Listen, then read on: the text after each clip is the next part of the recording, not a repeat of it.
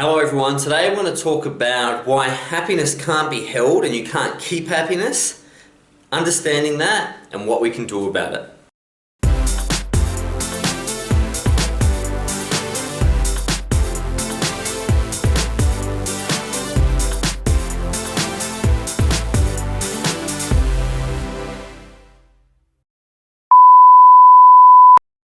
Hello everyone, as explained in the intro, today we're going to talk about happiness, but more importantly why you can't hold on to happiness and why it's always fleeting.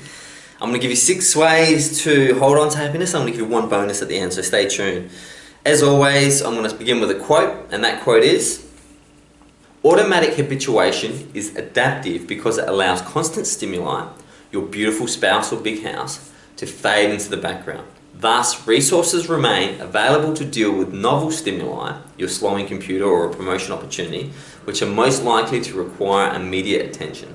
The happiness system is thus theorized to reflect changes in circumstances rather than overall desirability of the circumstances themselves." Ed Diner, The Science of Wellbeing. So what's Ed saying there? Ed is saying that your brain is a receiver, and constant stimuli that come into your life are designed to be filtered out so you can concentrate on new things. And why do we do this? Because we're overwhelmed. I think it's something like 80 gigabytes of information. You know, most people's hard drives aren't even that big per second enter the eyes, but we can only deal with so much of that. So really what our lives are is a reduction system. We don't see reality how it is, we see reality how we are. And the way we see it is like a small scope. To give you an example, 98% of light is not visible to us. You know, it's still there, but we just can't see it because we can't cope with the incredible amount of data out there in reality. So we create a thin slide. Same way a map that you've got on a piece of paper is not the territory. You can't go to France on a map. You can go to France and you see the difference between a map, which is a picture, versus the depth and detail of France. That's an example of how our brain works. We live in France, we live in Paris, we live in this beautiful, we have a left bank, we're going to a art gallery, but our brain can only put it on a map because it only can take in so much information. So why is this important? Well, happiness and things that we think will bring us long-term happiness fall into this subject. And I think the example in the quote was your beautiful spouse or big house. I know that having a hot girlfriend is great. I know that having a big house is great.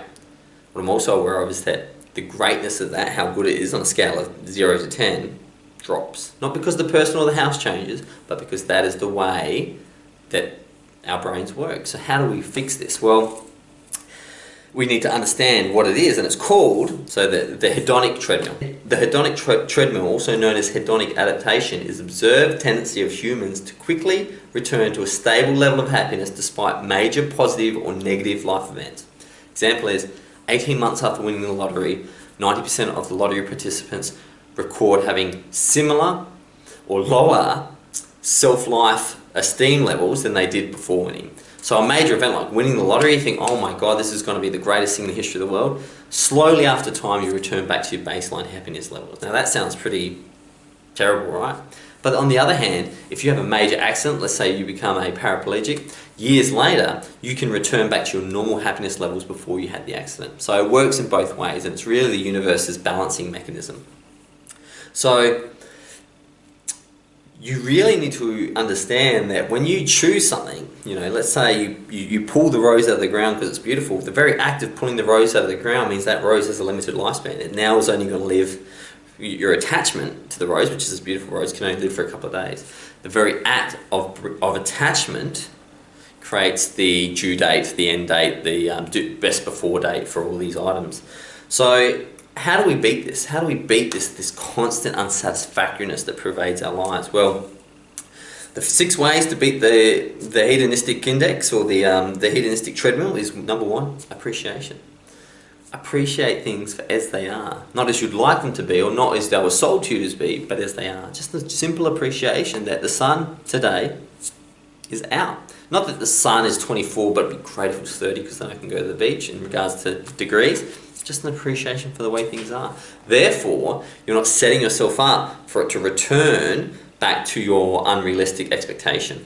Number 2, the only way to beat this loss of happiness is in the moment.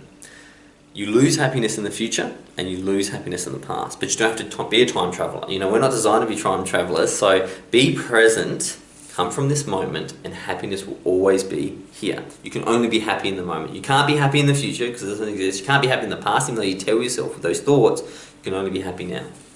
Number 3, aspirations. Drop your aspirations, okay? They will never, no matter, let's say your aspiration is to be President of the United States. Cool aspiration, right? Okay, let's look at that. Your aspiration is to become President of the United States. I get to live in this cool White House, I get to travel, and I get to have big meetings. True. But what you don't realize is that being President of the United States also comes with stress, difficulty, and maybe the food is, you don't like that sort of food, as an example.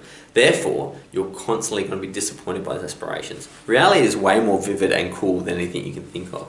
Drop your aspirations, replace them with appreciations. Number 4, expectations. So an aspiration is a desire or want for things into the future. An expectation is worse because your expectation is how you base the future on how current things are. So for example, if you have a $50,000 income right now, your expectations are that not only do you earn $50,000 a year, but in the future you will earn more. But at the very least, you'll never earn less than $50,000. Does that ring true? I think we all sort of have that from time to time. And that's a faulty expectation that will ultimately be challenged. And when it's challenged, you'll lose happiness. The other way to beat this is novelty or variety. Variety is a great term. If your brain is searching for variety and novelty, give it. Read a new book, learn new things, watch these videos, do things outside of your comfort zone that will bring variety and happiness. You've seen my video on how to spend money, and when you spend money on experience versus objects, you get much more happiness. Why? Because experience is always novel. When you go to China, it's always going to be a bit different than if you went the day before or the day after. It's a moving flux of reality. When you buy a new TV, it's just going to be that TV forever. There's no variety there. And finally, remove external coordinates from your life. Your life will never be judged on anything outside of you. The concept that you are better or worse than based on a relationship or an objective or an external coordinate is ultimately going to keep you in that treadmill, because I see it all the time with famous artists or famous musicians. They get to number 1 and that should make them happy. They've reached their goal, but now they're worried about this up and coming number 2, and when that number 2 becomes number 1, it will create all sorts of problems. The only problem was that they judged their self-worth on an external coordinate, which was being number 1. That was the only problem. The number 2 was always going to be number 1, but they would not accept that because of their basis on external coordinates. Understand that happiness is a fruitful moving object, which is beautiful because we want novelty. Life is about change. The universe is about change. It's about moving objects between heavy and low areas. It's about consistently manipulating the waveform of infinite possibilities into certain different types of those realities. And understand that if you're chasing money right now because it gives you certainty, happiness is not certainty. You need to really work on yourself to improve your baseline hedonistic index of happiness. So no matter what happens to you in life, you can always return to it. That gives you a real security blanket that money can't buy. I can't wait to see your happy self tomorrow. Until then, goodbye.